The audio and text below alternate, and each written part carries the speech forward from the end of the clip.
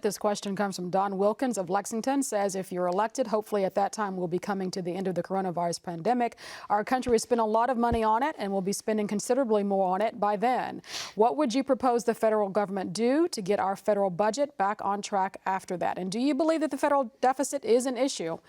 We'll start with you, Mr. Hicks. Yes, ma'am. It's absolutely an issue. And strangely, though, I don't believe it's a conditional issue. For example, I don't believe it's just an issue when the party opposite of my party is in power. I believe it's always an issue, and it's not just a campaign promise, and it's not something to trot out when you're trying to oppose whoever controls the executive or whoever controls the Senate. As we see so often right now, it's used as a political cudgel. That's it. And there's been no real progress on it in the 8 years our current congressman has spent there.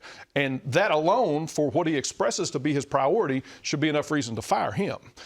But we have to do something about it. We obviously cannot just keep burdening our country for our future generations to pay off. And you're right, we have spent a tremendous amount of money just on coronavirus, but we spend a tremendous amount of money all the time. And in fact, we can always dig deeper. We can always find more when it comes time for a corporation, when it comes time for a wealthy tax cut. We can always dig a little deeper, but when it comes time for poor folks or people just barely getting by or people who can't afford their medication, it's just then that we decide that this has become a big problem, that the deficit is the only thing we care about. And I'm sick of watching that over and over and over and over again. Every single time a corporation needs a tax cut, it's right there. They can't get the bill out fast enough, but every single time there's inequity in our society. And we need things to tangibly improve people's lives, including right here in Kentucky. Ooh, purses closed. So sorry, not our priority anymore.